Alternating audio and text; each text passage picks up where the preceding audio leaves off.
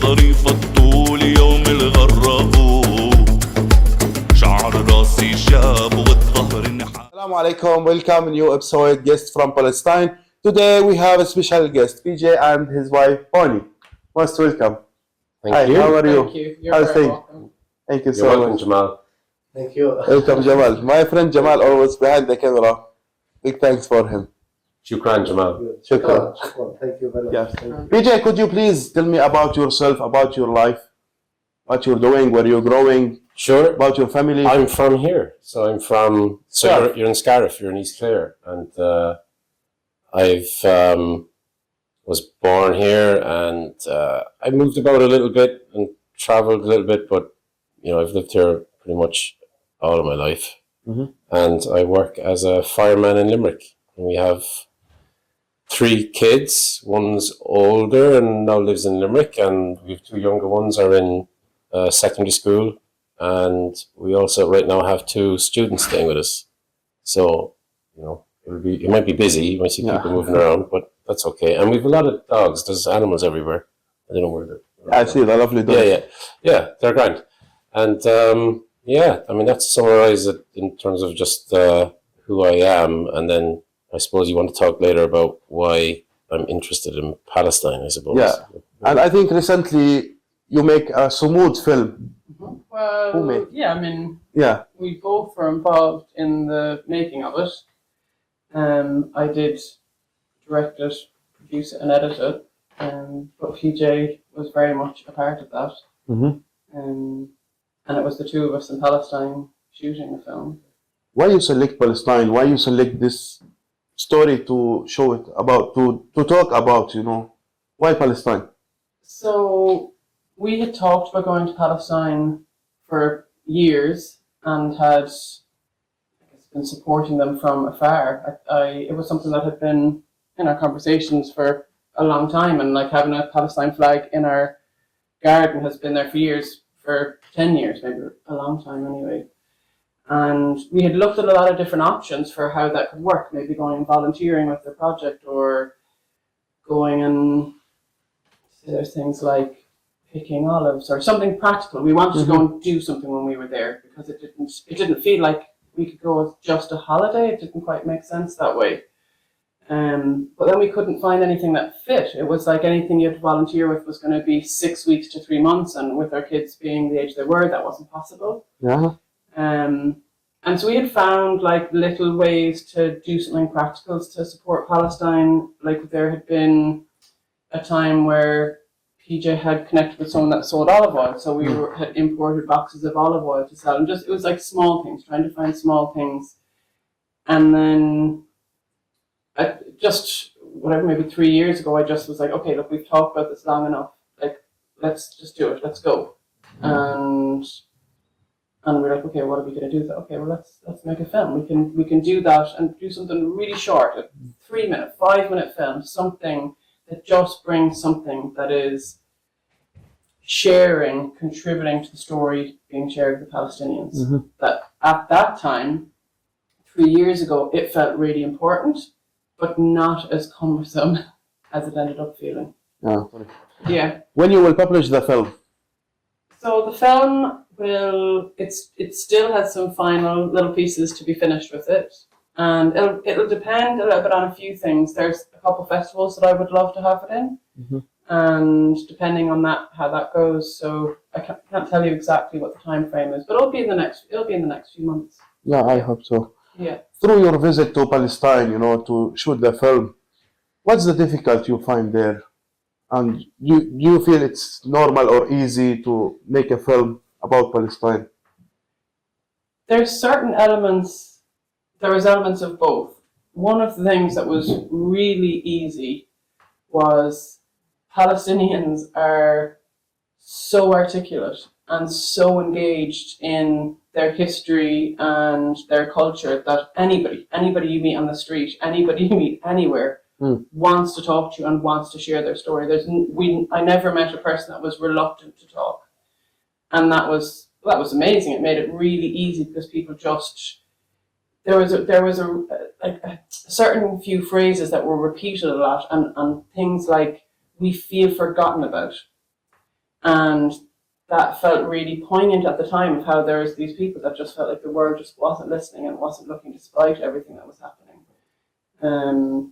So that was so that made it very easy. The things that made it hard were having a military force around you all the time and being really unsure about how that was going to play out. That if you were filming something and they felt that you were somehow threatening, were they going to come and take the camera, or how was that going to play out? That made it quite difficult to be relaxed in certain places. And how you prepare yourself? Do you face any problem to maybe to get the equipment or to take the equipment to Palestine, especially from the Israeli side? Maybe they know you are a movie maker. Does that make any problem for you, let's say? We were really lucky in that it didn't end up being a problem, but we certainly did anticipate that it was going to be. So we tried to pose very much as just tourists, pilgrims, just interested in. I mean, it's very easy traveling around to be. There's so much history there that it's fairly easy to pose as someone who's interested in historical, biblical, religious sites, and the Israelis didn't seem to have any kind of issue with that. But we were always wary. I think we were approached once outside the Ibrahim Mosque in Hebron about what we were doing. A person with a big weapon, a large gun, asking what we're doing, but. Just said we're Christians and we're just interested in the site. That seemed to be enough. I mean, it might be different now. That was 2.5 years ago now, so that might be a bit different now. But at the time, we were very, very wary and very careful, I think. We were very wary of, because the trip was funded by mostly ourselves. It was an independent project. It cost a lot to go there and be there for a week, that we were trying to be very careful that anything that we did capture in footage that we got to keep, that someone wouldn't take it from us at an airport or delete it on us. And we tried to take as many practical precautions as we could. Yeah, we were certainly, you couldn't help but be aware that, I mean, that's just one microcosm of the powerlessness of the Palestinians themselves. They can't guarantee that anything they have can't be just taken off them at a checkpoint or anywhere like that. And through the movie, how you chose the location or the people when you start doing the film? Well, I mean, that's so. What I had organized was that we would have a day visiting women arts and craft people, and that that's what it would be, just that one day that would be based around the filming there. And for that one day, it got cancelled and we couldn't go. Our lift couldn't bring us and we didn't have access. So basically the whole thing that we had built around the trip, this kind of these group of women that we'd interviewed, got cancelled while we were there. And what the film ended up being made of was stories that we were just capturing because we just thought, this would be nice to film, but they were not shot with the anticipation that would be what the film was made of. So actually, a lot of what the film became was just very last minute, unexpected interviews that just unfolded. So it was, whatever we planned was absolutely not what happened. Yeah. And how's the people in Palestine? How's their reaction? I mean, when they know you are doing the movie and you're doing about documentary, let's say, a film, how the reaction of that? How's the reaction? The people there? They loved it. People really wanted to talk about it. They wanted to talk about Palestine. They wanted to share their stories. They wanted every opportunity to convey what's happening there for people to realize it. They loved it, and there's a lot of people even stopping in the streets and asking for me to film them or take their photograph. That people there was a real engagement on the street, just seeing when you had it. People just straight away just came over to us. And And then once people knew you were Irish, it was a whole nother level that people engaged. Yeah. And PJ, I want to ask you a question. What's the secret of the relation between Palestine people and Irish people? Okay.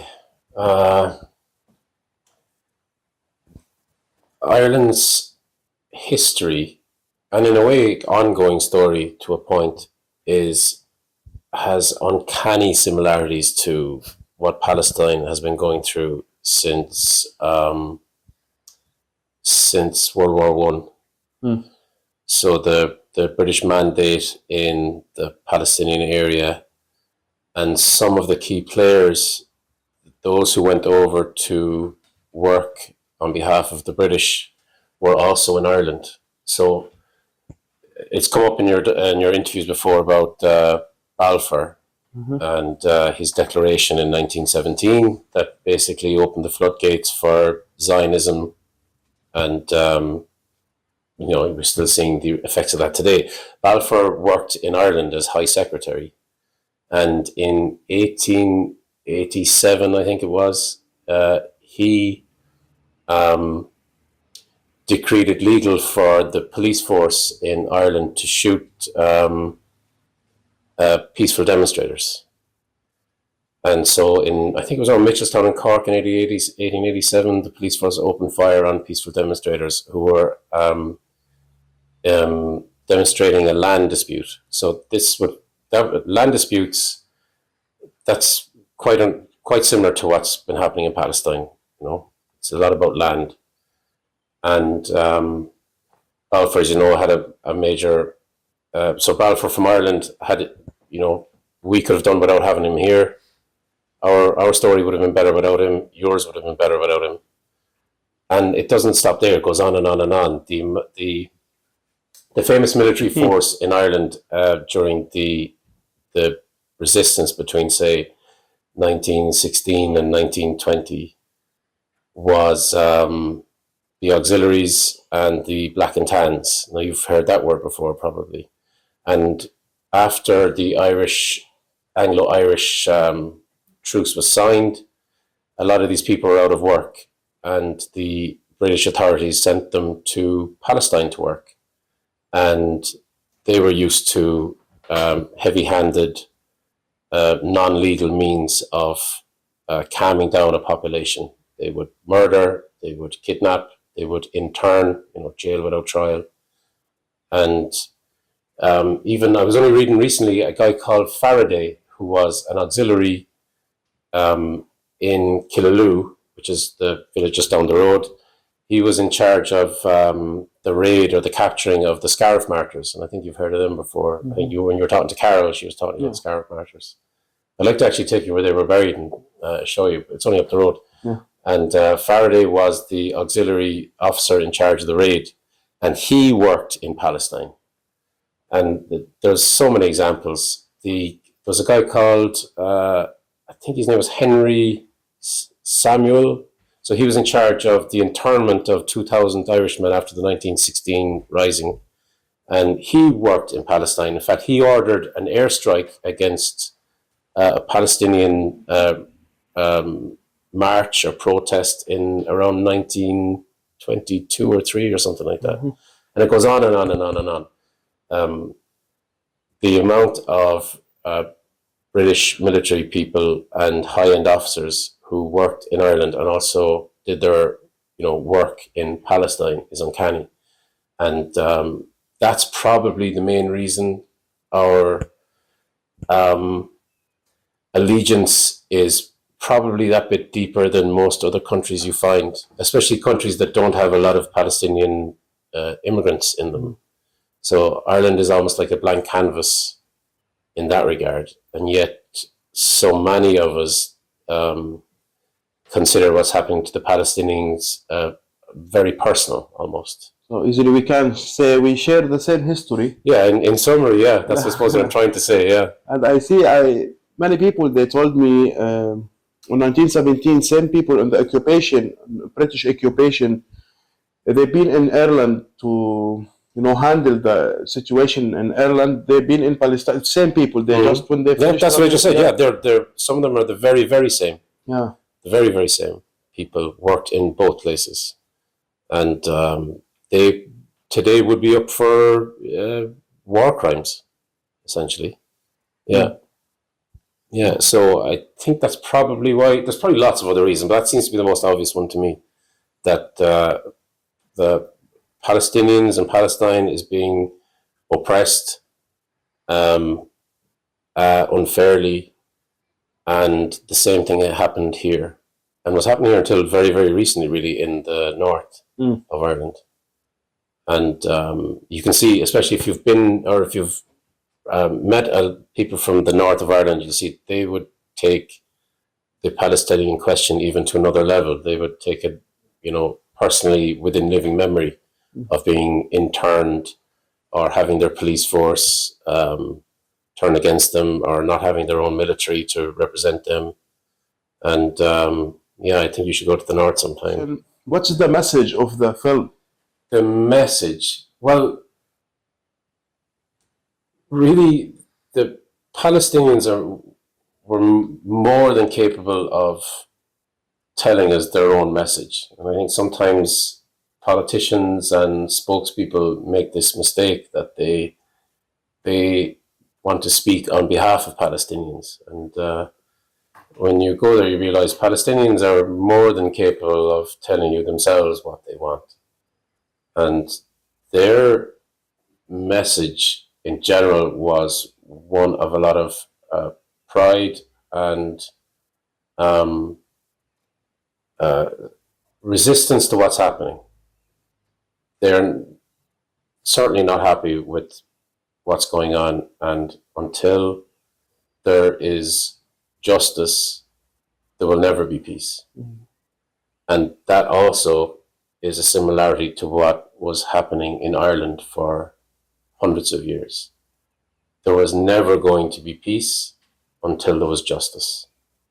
And I couldn't really put it as any more simple than that. And that, I think that comes across in the film. And so many Palestinians are, I really like history, and they love talking about history. Palestinians will talk for history for hours. Archaeology, anything to do with history, anything that's going on, Palestinians love to talk about. But in terms of their current social, cultural, and political experience, they are more than capable to voice for themselves. And I think that comes across in the film. We met a guy who runs a restaurant. We met a guy who is a boxing trainer and owns a gym. We met some artists.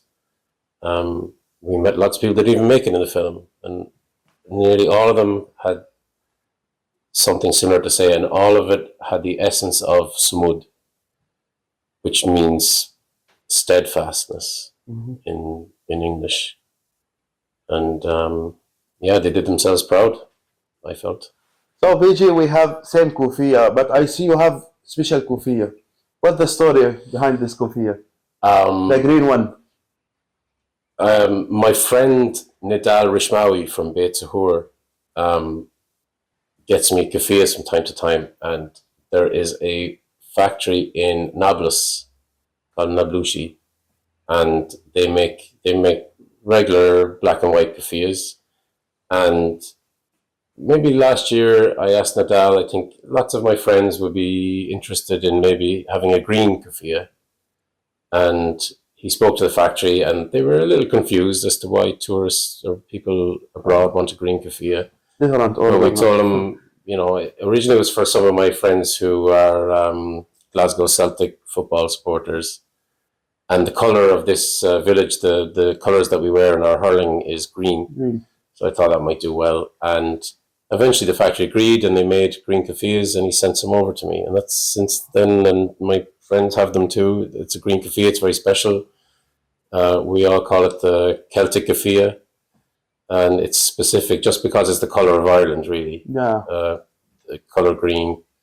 And it's not usual that everyone, there's so many green kufiyas knocking around, but we have them specially made from Nablushi, and we're delighted that we have them. Yeah, we're very proud to wear them. That's great. You have a special one, and especially now we are going to make a short movie about kufiya. about the history of Kofia up to date. So it Yeah. will be soon on our channel on YouTube. Are you making it now at the minute? Are you making it right now? Yeah, it's almost done, you know. Yeah. I think maybe we need 1 week, maybe Jamal. Maybe need 1 week to release. Jamal, are you the editor? Yeah. He's the Yeah. editor and the movie maker, you know, Yeah. Jamal. Yeah. So it's not easy, you know, to do about to do film about the historical thing. You need to do a lot of Well, research. we and- both know that it's not yeah, it's easy not to. easy You at might have a all. plan and something doesn't go according to plan. Yeah. Yeah, we know that. Yeah, for sure. And good luck in your film. I look forward to watching it. What is the message for Palestinian people? Would you like to share through us? You know, I knew you were going to ask that because I've been watching your other interviews. Yeah. And if you haven't seen the interviews, go watch them. And especially my cousin Carol, she did great. All the other people, when you asked that, all answered very articulately. And I guess I wouldn't really have a message. I know Palestinians are well able to speak for themselves from having been there. And I would just implore the rest of the world to listen, I guess. So it's not a message per se, it's a call to listen. Listen to what the Palestinians are going through and just try and support them in whatever small, tiny way that you can. So if that is a march or a protest or wearing a keffiyeh or talking to your politicians or just talking to people at work or anywhere. Yeah, it's pretty horrific what's happening. Yeah. And certainly I'm willing to listen to a Palestinian. If they want to say something to me, I'm willing to listen, and I just hope the rest of the world does something similar and soon. You know, there isn't a second to waste. By the end, thanks for BJ and Bani. Thank the people who will share and like the video. Thanks for my friend Jamal behind the camera. Have a good day. Hello, thank you for watching the episode. My name is Muhammad. My friend Jamal is behind the camera. We have many ideas for creating contents, but we need your support to develop them. Even it's just a small help, it will be useful. Scan the code and click on the support link for more details. Thank you.